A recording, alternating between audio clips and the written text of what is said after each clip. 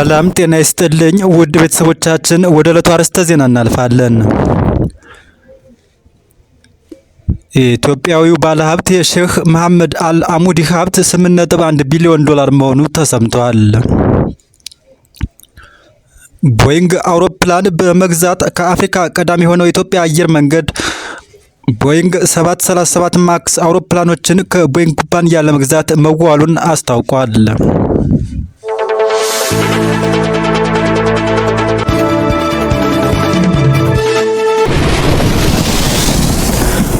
አብዱራህማን መህዲ የሚመሩት የኦጋዴን ብሔራዊ ነጻ አውጪ ግንባር የሶማሌ ክልል ህዝብን መብት ለማክበር ህዝቡን ከዳር እስከ ዳር ለማነቃነቅ አዲስ ፍኖተ ካርታ አዘጋጅቻለሁ ሲል አዲስ ባወጣው መግለጫ አስታውቋል።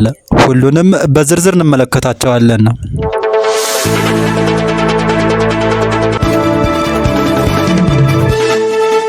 ቀዳሚ ወዳደረግነው ዜና ስናልፍ የሼክ መሐመድ አልአሙዲ ሀብት 8.1 ቢሊዮን ዶላር በላይ መሆኑ የተሰማ ሲሆን ከኢትዮጵያ ቁጥር 1 ባለሀብት የሆኑት ሼክ መሐመድ አልአሙዲ በያዝነው ዓመት ያጡትን ገንዘብ መልሰው በማግኘት በዓለም ካሉ ጥቁር ሀብታሞች መካከል ደረጃቸውን ማጠናከራቸውን ቢሊየነርስ አፍሪካ ዘግቧል። ዘገባው እንደገለጸው አልአሙዲ ከአፕሪል ወር አንስቶ 2.42 ቢሊዮን ዶላር ያገኙ ሲሆን በዚህም የጠቅላላ ሀብታቸው መጠን ከ8.1 ቢሊዮን ዶላር በላይ ለመሆን ችሏል። የባለ ሀብቱ ማንሰራራት ከገጠማቸው ኪሳራ መልሰው መውጣታቸውን ያሳያል ሲል ያለው ሲሆን ቢሊየነርስ አፍሪካ አልአሙዲ የጠቀማቸው ከጃንዋሪ ወዲህ በንግድ ስራዎቻቸው ላይ ማሻሻያዎችን ማድረጋቸው እንደሆነ አስረድተዋል።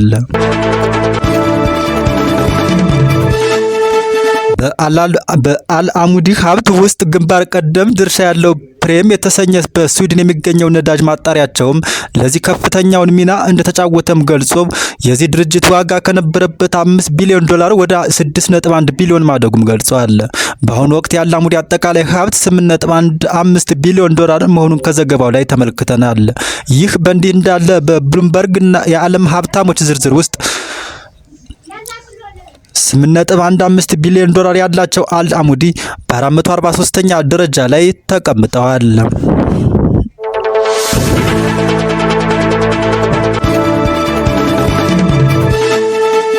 የኢትዮጵያ አየር መንገድ 11 ቦይንግ 737 ማክስ አውሮፕላኖችን ከቦይንግ ኩባንያ ለመግዛት መዋሉን አስታውቋል። አየር መንገዱና ቦይንግ ከዚህ ስምምነት ላይ የደረሱት በተባበሩት አረብ ኤሚሬት በዱባይ ከተማ ሰኞ ዕለት በተካሄደው ዓለም አቀፍ አውሮፕላኖች ኤግዚቢሽን ላይ ሲሆን ይህ ስምምነት አየር መንገዱ ቦይንግ አውሮፕላኖችን በመግዛት በአፍሪካ ቀዳሚ አድርጎታል ተብሏል። የአየር መንገዱ ዋና ስራ አስፈጻሚ አቶ መስፍን ጣሰው የኢትዮጵያ አየር መንገድ ከቦይንግ ጋር ያለው አጋርነቱን እያደገ መሄዱን በወቅቱ ተናግረዋል። የኢትዮጵያ አየር መንገድ በአፍሪካ 737 በ777 እና በ787 ድሪም ላይነር አውሮፕላኖች ብዛት ቀዳሚ መሆኑን ታውቋል። እንደ አውሮፓውያኑ አቆጣጠር በ2024 777 እንዲሁም ተጨማሪ 12 አውሮፕላኖችን ለመግዛት ከኩባንያው ጋር ተፈራርሟል።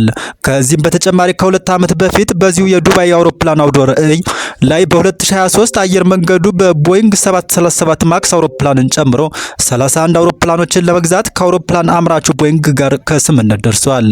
አየር መንገዱ ግዥ ለመፈጸም ከስምምነት ላይ የደረሰው ግዙፉን 11 ቦይንግ 787 ድሪም ላይነር እንዲሁም 20 ቦይንግ 737 ማክስ አውሮፕላኖችን ለመግዛት መሆኑም ታውቋል። የአየር መንገዱ ዋና ስራ አስፈጻሚ ስምምነቱ ይፋ በሆነበት ወቅት ተጨማሪ 737 ማክስ አውሮፕላኖችን ለመግዛት በዱባይ የአውሮፕላን አውደ ርዕይ ላይ ይፋ ስናደርግ ትልቅ ደስታ ይሰማናል ብለዋል።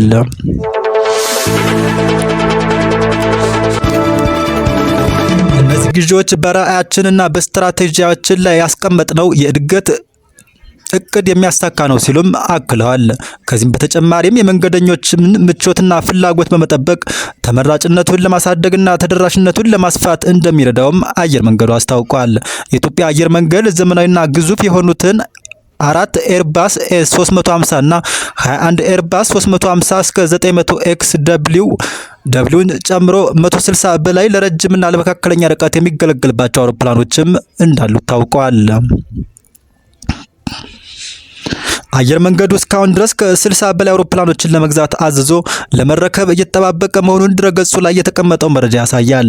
ከነዚህ መካከልም ከፍተኛ ቁጥር የሚይዙት ቦይንግ አውሮፕላኖች ሲሆኑ በርካታ አውሮፕላኖችን ያዘዙ የአፍሪካ አየር መንገዶች የኢትዮጵያ አየር መንገድ በርካታ አውሮፕላኖችን ከቦይንግ ለመግዛት ባለፉት ዓመታት ትዕዛዝ ሰጥቷል።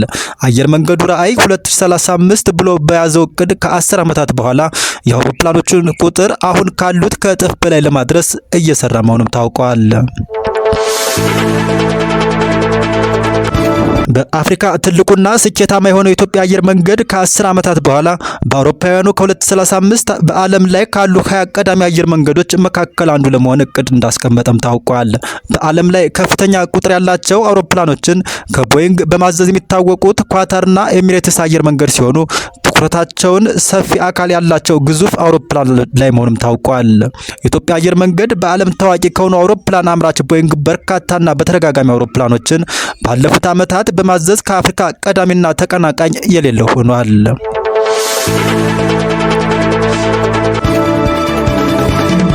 አየር መንገዱ ለአህጉራዊና ዓለም አቀፋዊ በረራዎች የሚያገለግሉትን ጠበብ ያለ አካል ባላቸው አውሮፕላኖች ላይ ትኩረት የሚያደርግ ቢሆንም ለግዙፍ አውሮፕላኖችም ፍላጎት እንዳለው ታውቋል።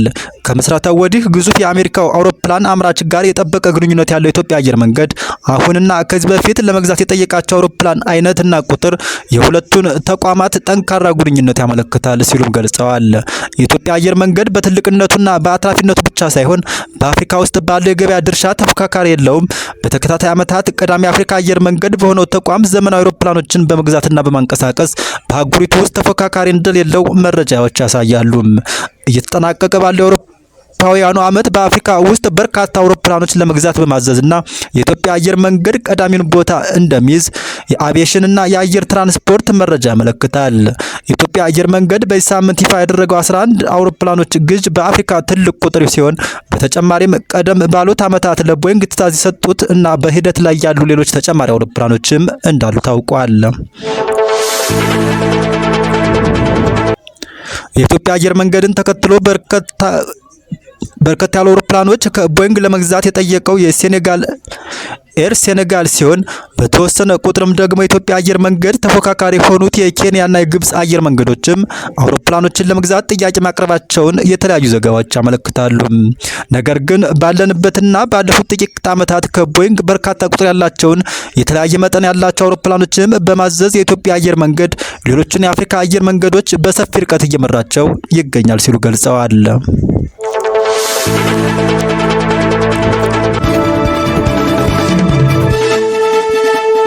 አብዱራህማን መህዲ የሚመሩት የኦጋዴን ብሔራዊ ነጻ አውጪ ግንባር ኦብነግ አንጃ የሶማሌ ክልል ህዝብን መብት ለማስከበር ህዝብን ከዳር እስከ ዳር ለማነቃነቅ አዲስ ፍኖተ ካርታ አዘጋጅቻለሁ ሲል አዲስ በወጣው መግለጫ አስታውቋል።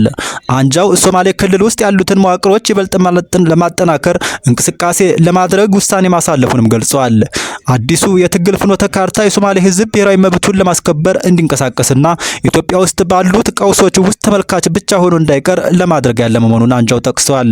የኢትዮጵያ መንግስት አስመራ ላይ ከ7 ዓመት በፊት የተፈረመውን የሰላም ስምምነት ጥሷል በማለት የከሰሰው አንጃው መንግስት በሰላም ስምምነቱና ኦጋዴን ውስጥ ይፈጽማቸዋል ያላቸውን ጥሰቶች አፍሪካ ህብረት፣ ኢጋድ፣ የተባበሩት መንግስታት ድርጅት፣ አረብ ሊግና ዲሞክራሲያዊ ሀገራት እንዲያውቁት የማድረግ ተከታታይ ስራ ለመስራት መዘጋጀቱን አስታውቋል።